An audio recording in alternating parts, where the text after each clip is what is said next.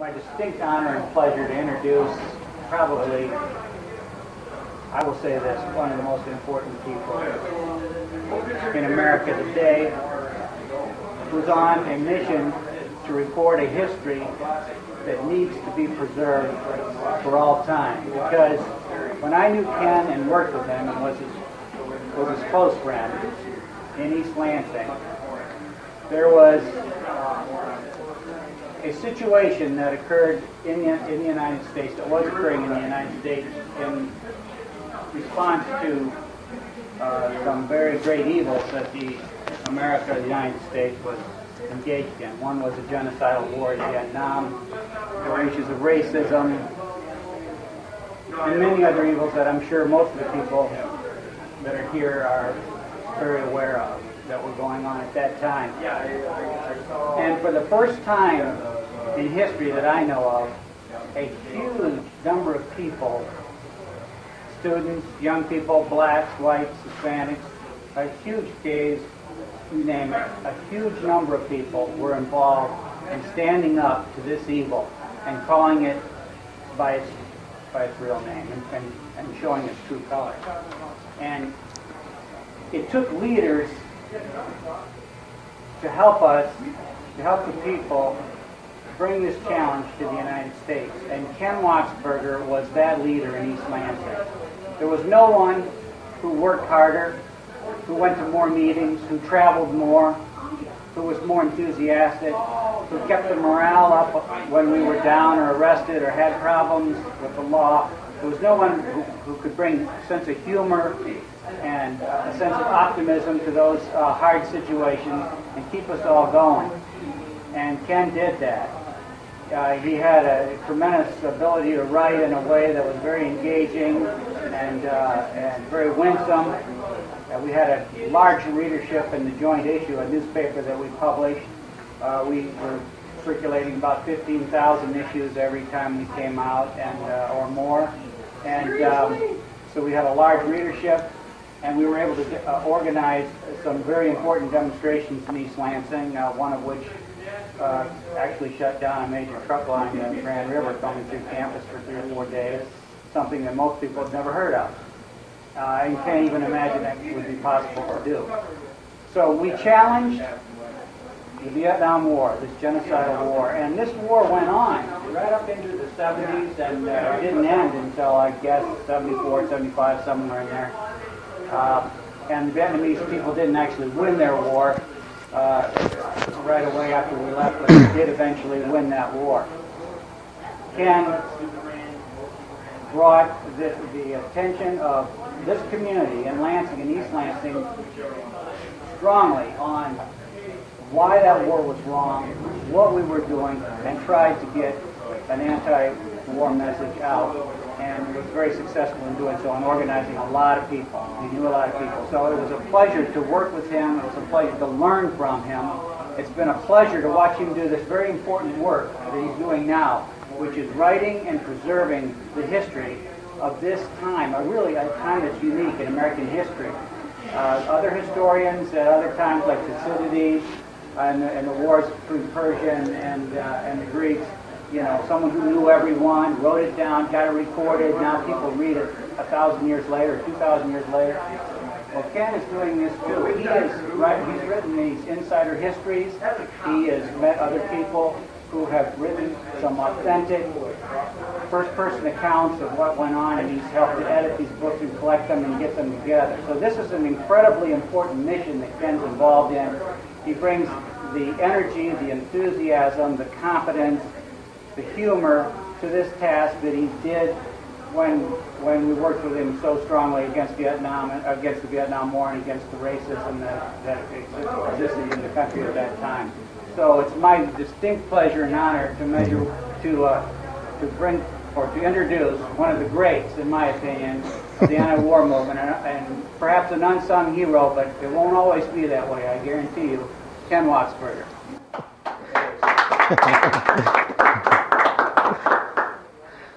I wrote that. No, actually, thanks, Bill. That was beautiful. I prepared remarks. They're not going to be any better than what Bill just said off the top of his head. But I invited Bill to introduce me because I'm going to be talking largely about the military anti-war movement. And Bill comes from the military background, and he was, in my opinion, one of the heroes of the military anti-war movement.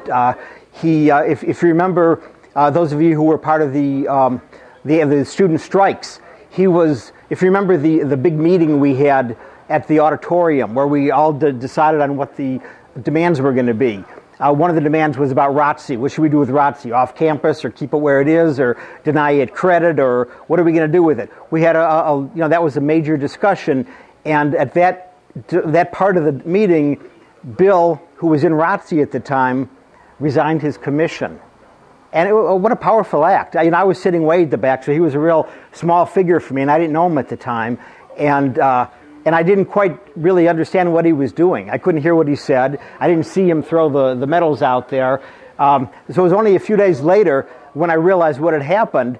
And I thought, wow, what an incredibly brave act. And then not long after that, I actually met Bill, and we became best friends, and did everything together after that. But Bill actually turned against his own family tradition in order to speak out against war. It was an incredibly courageous act. I love you for that, Bill.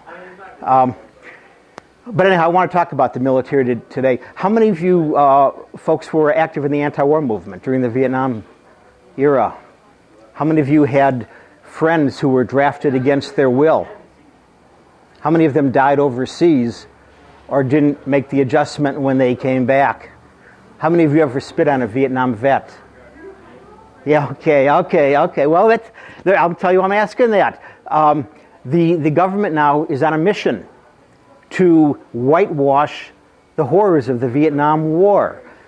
President Obama kicked off the 13-year celebration with a speech May 28th, Memorial Day, at the Vietnam Wall. His purpose, supposedly, was to honor the U.S. troops who fought in Vietnam. The last troops left some 40 years ago. If that was the only reason for his talk, I would agree. It was a nice, noble purpose, but it wasn't, unfortunately. His real purpose was to glorify the Vietnam War as a noble event and to relegate the anti-war movement to a footnote written by a small minority of crazies on the extreme left. The ultimate goal is to make it easier to invade foreign countries like Iraq and Afghanistan and Iran, and why not China while we're at it, for made-up reasons, by making it harder for dissidents to object.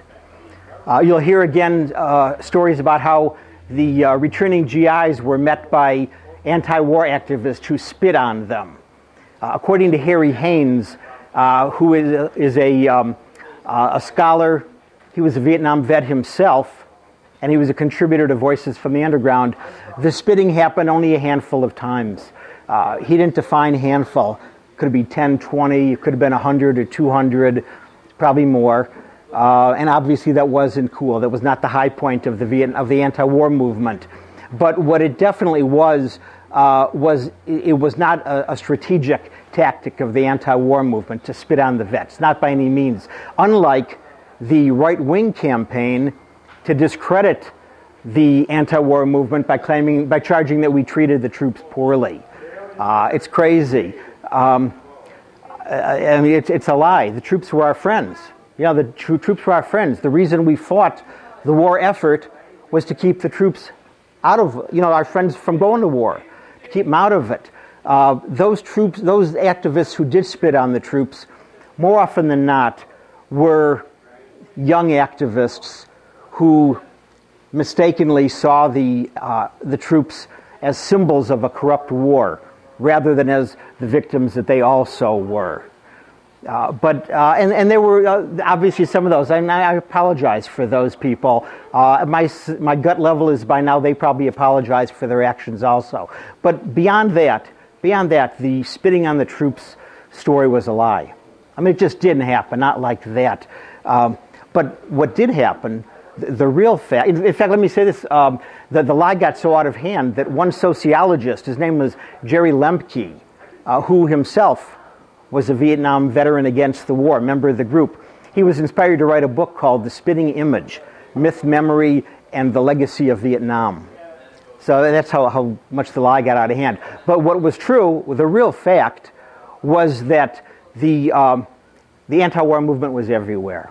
It was everywhere. I mean, this is the fact that the military-industrial community wants to keep secret. They don't want us to know about that. It was everywhere. It was in the GLBT community. It was in the black community, the Native American, the Puerto Rican, the Hispanic, the senior citizens, the students, the rank and file, labor, the New Age, the prisoners' rights. I mean, it was everywhere. It was the largest, it was the broadest, most diverse anti-war community in the history of our country, without an exception. The broadest, most diverse anti-war community in this country, and it wasn't bought and paid for by a few billionaires like the faux Tea Party movement.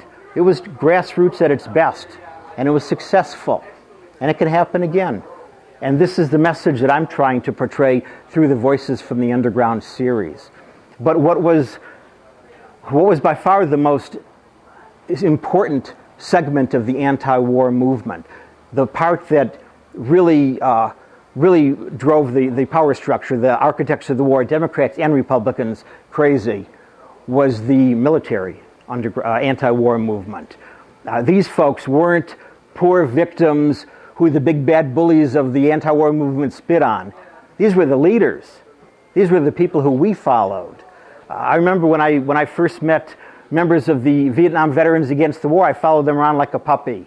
It was just so exciting, so inspiring to meet vets who were opposing the war. One of my great honors during the Vietnam period was meeting members of the Gainesville Eight, which was a group of GIs who were railroaded on conspiracy charges by the Nixon group because they feared them so much.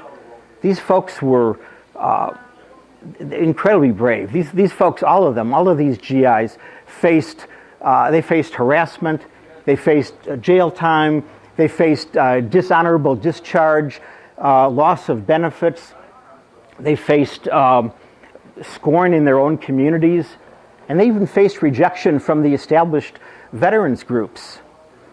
And every war has had opposition. I mean, even within the ranks, every war has had soldiers who oppose the war, but never like the Vietnam War. It was amazing. Historian Howard Zinn said that the opposition within the military rose to a level and a fervor unseen. It had never been seen before in this country. A study that was published during the war said that the morale, discipline, and battle worthiness, that was a quote, the morale, discipline, and battle worthiness was lower than it ever had been, ever before in any war. Troops were refusing to fight. They were killing their own officers. They were drug-ridden. They were near mutinous. These are all quotes that came from that report. So it's pretty amazing. And, once the troops turn against the war, it's over. It's not going to go anywhere. No amount of increase in bombing, no troop buildup is going to turn that around. It's just not going to happen. And this is what happened here. The troops turned against the war. The war was over. It was just a matter of time before the government finally realized it and pulled out. But the war was over at that time.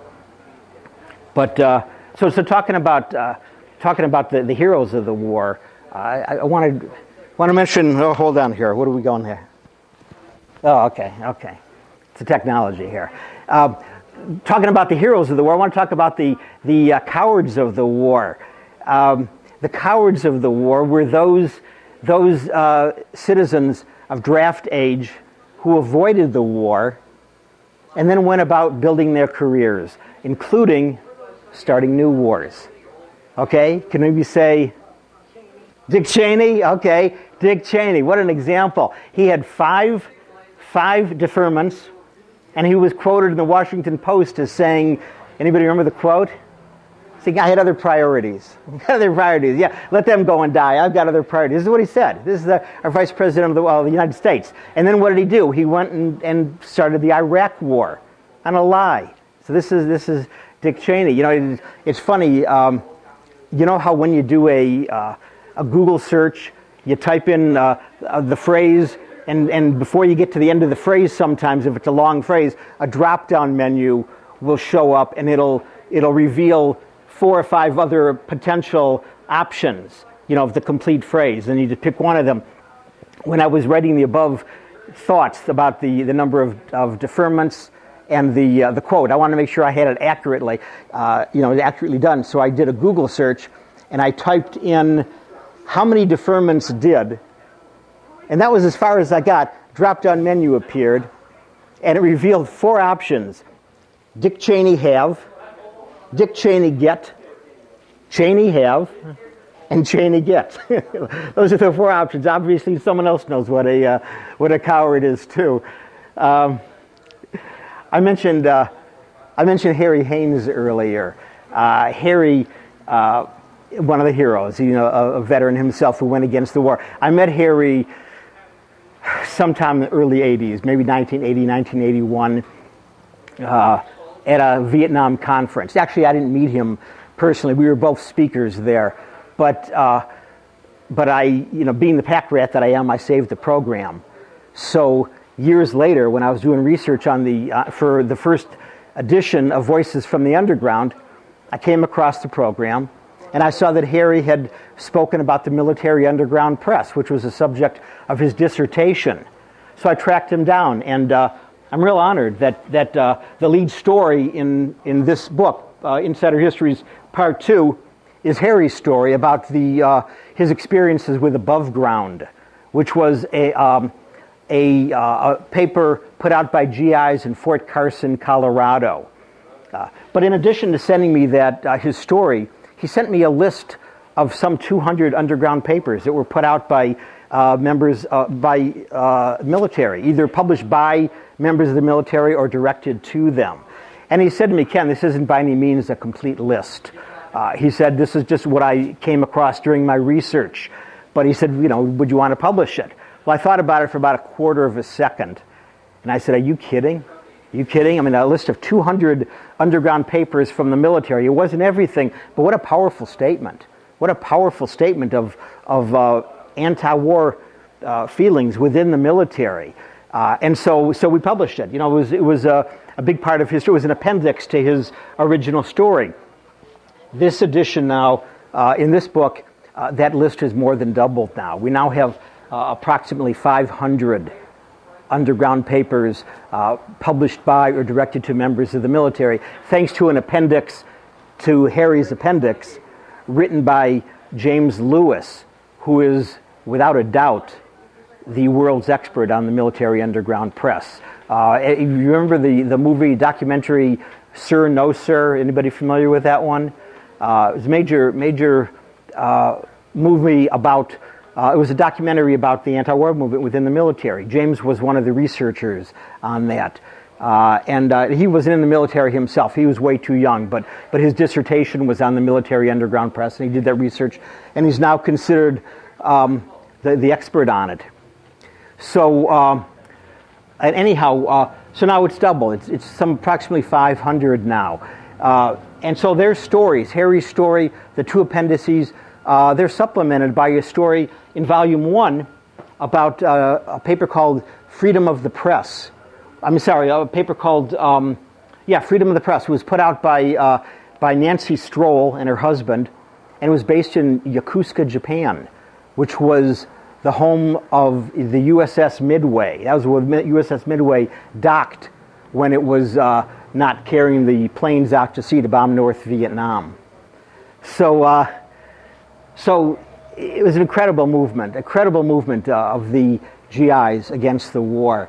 And so what I want to do, I want to conclude now and say that when you hear the makers of perpetual war, the supporters of perpetual war, saying support the troops, you want to remember that there's only one way to support the troops. And it's not with flag waving, it's not with parades, and it's certainly not with increasing the military budget. It's with pulling the troops out, getting them home away from foreign entanglements, or not sending them there in the first place. That was a lesson that we learned in the Vietnam War, and it's still a good lesson today. Support the troops. Thank you.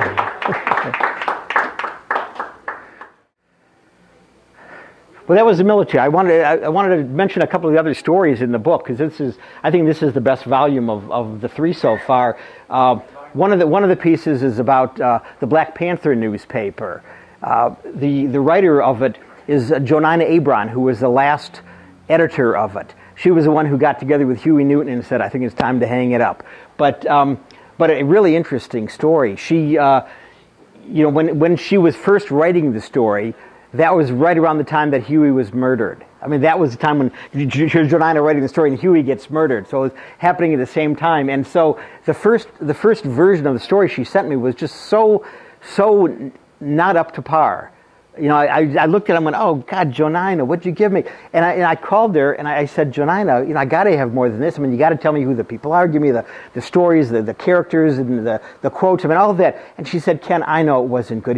She said, "So much has been going on." She said, Huey was just murdered, and the funeral was just last week, and she said, "I was one of the speakers." And she said, "I'm standing up on the stage, and I'm with Erica Higgins and Bobby Seale." And, she's mentioning all these people who are up there. She said, "I'm looking out at the crowd, and I'm seeing all these black T-shirts and the black berets." And she starts describing this incredible scene. And when she got done, I said, "You know what, Jonina? You just wrote the introduction." And she said, "Oh, I guess I did." So her story is great. It begins with her up on the stage, and then she's looking out to sea and all that. And then from there, it becomes a flashback. It all began, and she talks about how she got involved in it and just the whole experience. But a great story, an amazing story. Another one is a paper called It Ain't Me, Babe, which was the first the first national feminist newspaper, even before Off Our Backs. Off Our Backs was the first major paper to come out of the East Coast, the feminist paper. It Ain't Me, Babe came out of the West Coast, but it actually predated Off Our Backs really by just a couple of weeks, but nevertheless it was first. But the way I got that one, I thought, after all this work to get the stories edited and ready to go for a second edition, I thought it was all done. And then I met Susan Brown Miller, the feminist author Susan Brown Miller. I had met her informally, in other words, over the phone and email before that. She was a big supporter of the first edition of Voices from the Underground, and she had given me a real nice testimonial quote for this second edition, for this book, Volume 1. And so when I went to New York the next time, I made a point of visiting her, and I thought she was going to be, so happy to see me. "Oh, Ken, nice to meet you." Instead, the first thing she said was, "There aren't enough feminist papers." And I was kind of taken aback. I mean, I thought, well, I tried to explain that it was only representative. I mean, I didn't by any means have all the feminist papers we want, but it was a good beginning. And Off Our Backs was there. Furies was part of it. That was a radical lesbian paper. So I tried to defend myself, but she said, "No, you got to have It Ain't Me, Babe." And the reason she was so adamant is because, if you know Susan Brown Miller, you know that the first major book that she did was called Against Our Will, and it was a book about that defined rape as a feminist issue, and it was what put her on the map as a famous author. Well, she had gotten the idea to do this from an article that she had read in this paper, It Ain't Me, Babe, where one of the people had interviewed this woman who had been raped and told the story about what happened. And so Susan read this as part of a consciousness-raising group, and she got inspired to write this book. So she said, "You got to have It Ain't Me, Babe." And she turned me on to the people there, and so here, the whole rest of the book was just about ready to go, and I ended up doing a whole new story. But it's a great story. It's really an interesting story. Another paper is, Palante was a paper, if you remember, a group called the Young Lords, which is a Puerto Rican group out of New York. It's one of the stories in here, really interesting. Fifth Estate, since we're all Michiganders, Fifth Estate is the longest running underground paper. I mean, it was started in 1965, I think, and it's still around. I mean, it's still around. In fact, Volume 3 is reviewed in the current issue of it. But so that's in here. Great story. It's a great issue. The Madison papers are in here. Madison, Wisconsin. That was really the hotbed in the Midwest for the anti-war movement. Madison. So a good story by Tim Wong in that one. Anyhow, it's a great issue. uphill. Take a look at it.